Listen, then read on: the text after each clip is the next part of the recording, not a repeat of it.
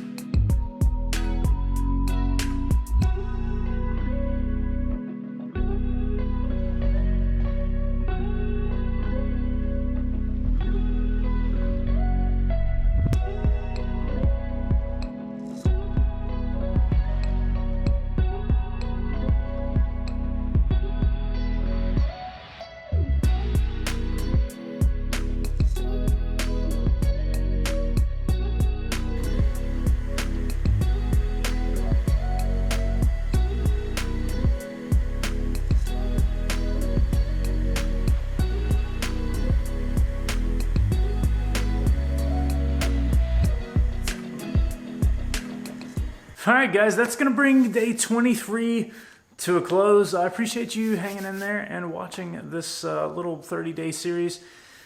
Just in an effort for me to push myself every single day, come out here, do something. Some days are more productive than others, but that's how the projects get done, guys, is you got to commit the time. They don't get done just thinking about it. They don't get done just dreaming about it. You actually got to come in and put hands on it. And that's what this little 30-day challenge is all about. Seeing how much time, seeing how many hours I can put in a consecutive month to get as much as this part of the project finished within 30 days. So this is day 23. We did a lot of sanding today. We actually got a lot done. It's a Saturday, so I had a full day. You know, normally I'm coming in here after a weekday or something, spending a couple hours. But today was a full day. So, all right, so just in case you guys are wondering how this process goes, typically any kind of epoxy and filler work, I finish out in block sand at 180 grit. And then I am able to put the high build primer on some other time, right? So that's what we've been doing on a lot of these panels, is doing the high build primer. That process is a multi-step process, just like everything else. And the steps go typically 2 to 3 coats initially of high build primer. If it's a really rough panel and I did a terrible job with body filler and things like that and trying to work out the waves, I'll start out with 180 grit. And now that's just an initial block on 180 grit after the first initial 3 coats of high build primer. If it's not a rough panel, or if things are a little bit better, that we all hope for, right? We hope we learn skills along the way and we get better at filler work as we go. If it's better than a really rough panel, what I'll do is I'll put the 3 coats of high build on, wait for that to dry, usually come out here the next day, and then I'll start blocking out with 320 grit, okay? So if it's a really rough panel, start with 180 to 220 grit. It just cuts down on the sanding time, but it does cut through corners relatively easy. So if you find yourself after your first 3 coats of high build immediately cutting through a corner, or immediately finding the high spots that are still in the panel, cutting through all the way to metal, maybe step up to 320 grit. It might help you, it might not, but it's worth a try. So now if it's not a rough panel and I blocked it out with 320 grit and all the highs and lows blocked out, meaning everything looks uniform, it's all good, there's no low spots remaining, then what I'll do is I'll slap another 2 coats of high build primer on. I'll let that dry and cure, and it's ready for wet sanding. So from the epoxy to the filler stage, I don't go any finer than 180 grit. That's my personal preference. It gives good mechanical adhesion, good bite for that high build primer to bite into and grab hold of, right? So anything that's still in epoxy and filler work, I don't go any finer than 180 grit. Once we're down to where we see that we can go to potentially a high build primer.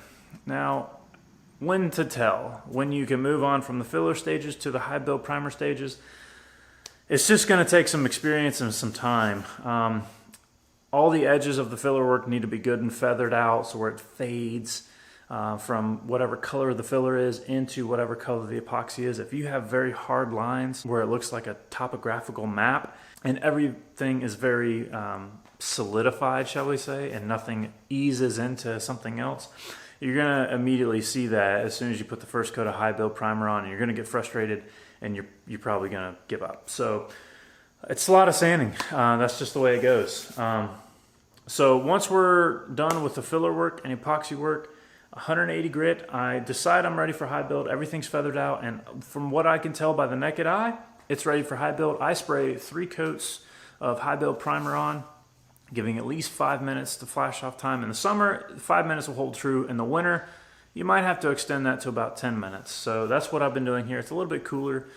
So I've been getting about 10 minutes of flash off time between those 3 coats. And then after that, if I can give it 6 hours to dry, I'll come back and sand it that day. If I can't, I usually do this towards the end of the day, and then I go to bed and wake up and come out here on the following day and start sanding. My initial block sand on a panel that is fairly rough, or something that I can clearly see terrain, basically, where the highs and lows are as it was sprayed. When I start blocking that, I start with 180 grit sandpaper, and that's just to cut down on the blocking time. So 180 to 220 grit is a good starting point if the panel is still very rough. If it's not rough, you can go ahead and move up to 320 grit. You're going to spend a little bit more time block sanding at that, but especially for somebody who's new and learning, it greatly reduces your chances of cutting through on the edges or the corners, getting to your epoxy again, or going all the way to bare metal. With 180 to 220 grit, it's very easy to do that. So if you don't mind sanding, you don't mind learning along the way, and you want to cut down on your sanding time, learn how to rough it out with 180 to 220 grit. It does make it go a lot faster, but you run the risk of breaking through the bare metal. So use your own judgment.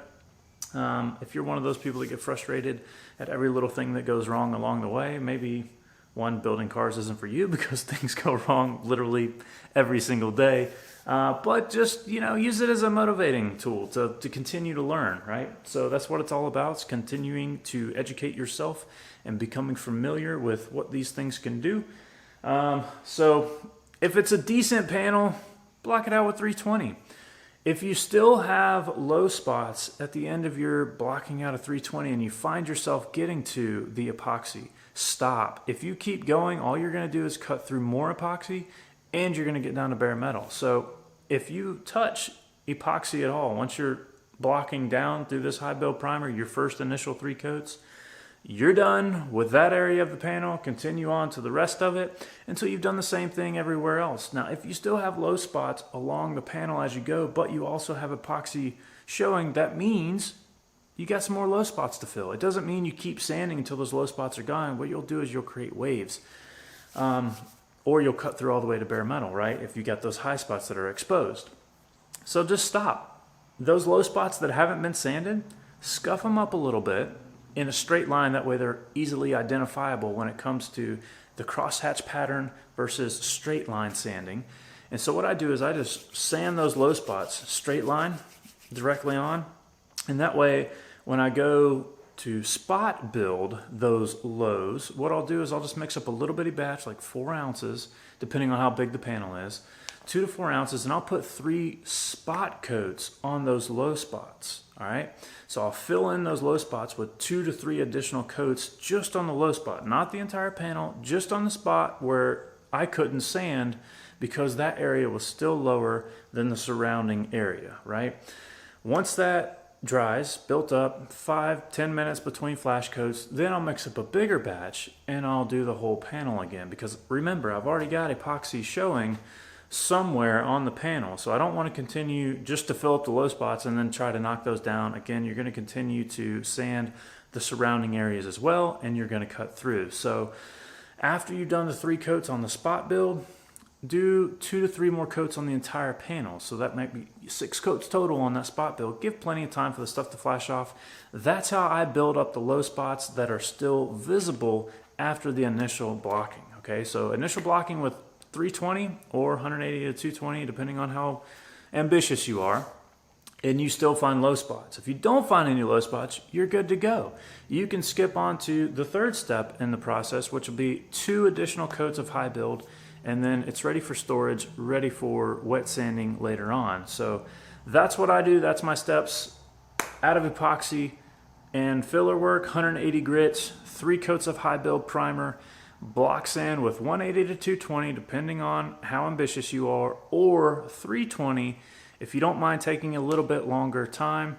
Off the first initial block, if you still have low spots, spot build. Okay, I use high build in spot. It doesn't have to be spot setting on the gun.